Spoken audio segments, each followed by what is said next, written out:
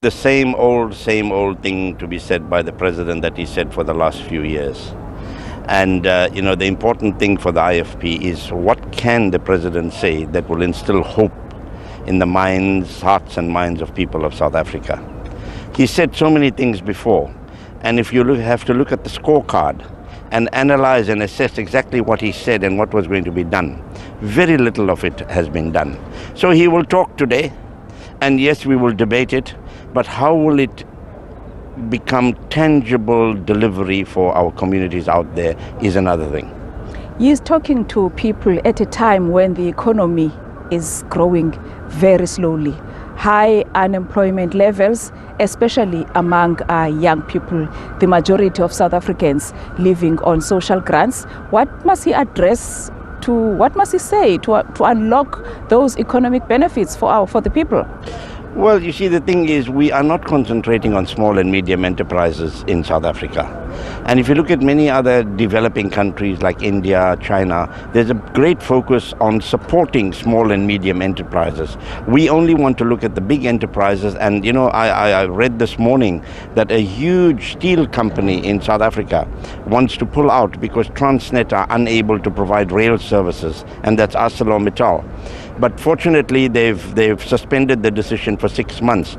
But the absence of infrastructure in our country, the absence of good roads, water, electricity, etc., it's really a damper on economic growth. And the private sector is in a position to create jobs.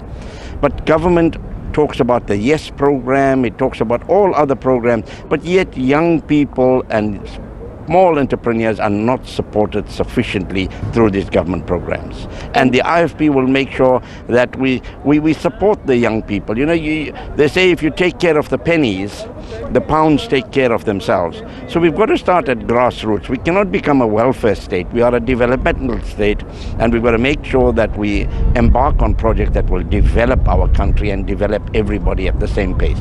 Some are saying there's too much red tape in doing business in this country. What's the IFP's take on that? Absolutely, there's too much red tape. And we've heard from the president before. I'm glad you mentioned that. We've heard from him before that we are going to cut red tape. We are going to ensure procurement is handled by central procurement.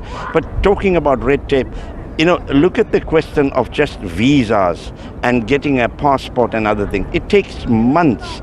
Skilled people are leaving our country and going to other countries. And when those who have skills want to come into our country, we take 2 or 3 years to consider a visa. So we've really got to, make sure that we have the right type of administration.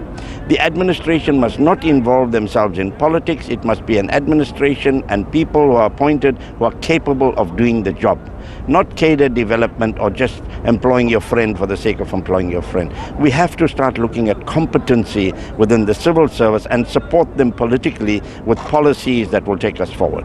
Would you say then that the department, especially that of small business development, it's not doing its job when you say that there's no focus on small businesses that are going to create those jobs and stimulate economic growth? Absolutely. I think we've got the department, it's just there in name, and then they will throw numbers at us at how many they've done, but it's not good enough.